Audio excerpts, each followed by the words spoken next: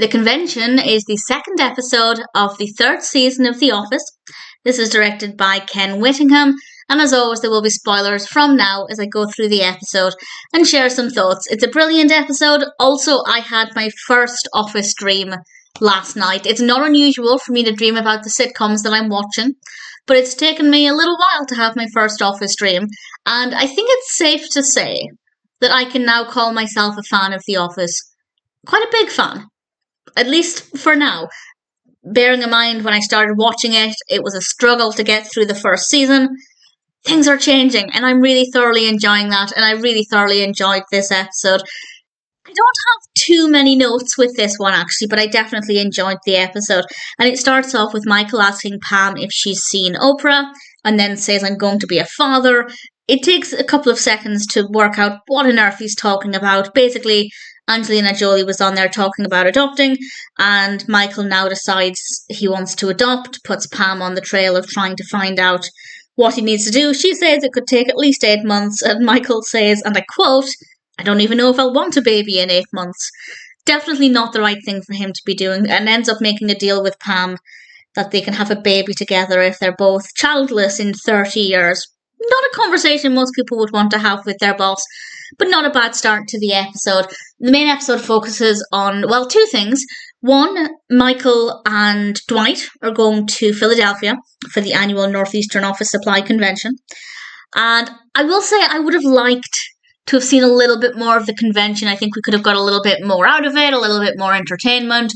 What we got was good, but I didn't get a real sense of the environment for the most part. The other part of the narrative focuses on Pam's date with a local cartoonist, or a cartoonist for the local paper. And the date itself I'll talk about in a moment, but there were several things leading up to that I didn't really care for. Personally, I would have rather we used that time at the convention. But as I said, we do get to see a bit of the convention. Jim is actually there with Josh, and somebody is dressed as a giant blackberry, and I miss my blackberries so much. I really, really wish they were still out properly, because they're just fantastic. And then Angela arrives. She wasn't happy that Dwight was going. Angela is a very controlling, nasty, self-centered character. I absolutely hate her, but it was very funny when she arrived and got a key for, well, a room. We'll talk more about that in a moment. And then Michael gets a phone call, and it's Pam. And he's talking to her, not really thinking too much about the fact that Jim is here, even though he knows that Jim had feelings for Pam. Does Michael know their past or present tense? Again, we'll come back to that in a little bit. And Michael happens to tell Pam, have fun on your date. And of course the camera looks at Jim when he said that. Jim decides to have some fun, though, while he's at the convention. He managed to get a copy of the key for Dwight's room, which is a little concerning. And he goes into the room. Goodness knows what he's going to do, but he doesn't get a chance to do anything, because all we see is a pair of legs lying on the bed. Presumably that's Angela. I think we can make a fair guess that that's Angela, but obviously with Jim not wanting to look too long at this after he kind of just stumbled and then walked back out again, he just said, Dwight's got a hooker. So Jim's pretty happy, maybe a little bit disturbed at the moment because he probably doesn't want to think of Dwight in any way like that, but certainly he seems quite happy with himself. Then we have the date. And I don't know what to make of Alan. Pam is on this double date with Rainn and Kelly. I also feel like Rainn definitely doesn't want to be with Kelly, and I feel like unless he's just not saying something because he's scared it'll make his work life awkward, I don't know. I feel like he should have said something by now, because clearly he's not comfortable with this. But things did seem to be pretty comfortable between Alan and Pam, and they're talking about his cartoons, and obviously she likes to draw as well, so there is a connection there. But after the date, she does tell the camera that there was no love connection there. And she thinks that if it happens, she'll feel it. And I think it's definitely, for me, the right direction. I would absolutely hate, and as I've said before, I don't know what the future is for The Office. I haven't looked ahead. I don't want to look ahead. I want to be surprised. But if this date went well and they started to get into a serious relationship, I would hate it. To be honest, I was hoping Pam and Jim would be together by the start of this season. And I also didn't want Jim to relocate or transfer. So for me, it's not going the way I wanted. Things are not happening quickly enough. And I can only live in hope. But I'm glad that Pam seemed to have a nice enough time. But I'm also very glad that she's not fallen completely in love with him either. And we end the episode with Michael having a party by himself.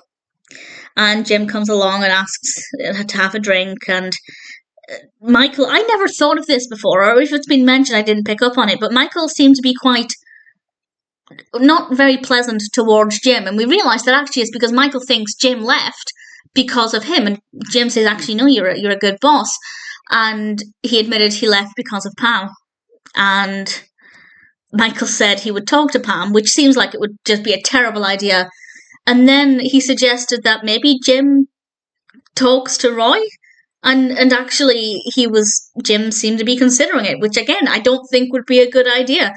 But who knows? We'll see what happens there. And it's definitely that final scene there with everybody in the bedroom and they put the lights on and there are some suspicious stains on the bedding. And also, I've just realised Dwight was in that scene. So Dwight was partying with Michael while Angela was presumably sulking and whinging and being a terrible person on her own in Dwight's room.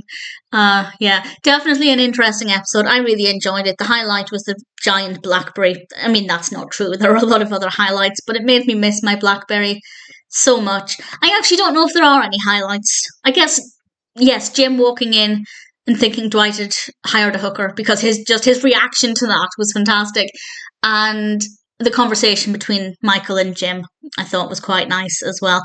It is a really good episode. Not an all-time favourite, but I'd happily watch it again. And I'm just so desperate for Pam and Jim to be together, and I don't know if it's ever going to happen. It has to. It absolutely has to happen, otherwise that would be horrendous. But is it going to be one of those things that takes the entire show and then it's their phenomenal series finale whenever the show ends? I don't even know how many seasons of The Office there are. There are 9 seasons rather, but I'm not going to look any further than that because I want to avoid spoilers at all costs. But I'm definitely a fan of The Office now. And when I started watching this, however many weeks or months ago, honestly, I didn't think I'd get here. I really didn't. And I'm really thoroughly enjoying it. Emotionally attached to certain characters. And the convention was a really great episode.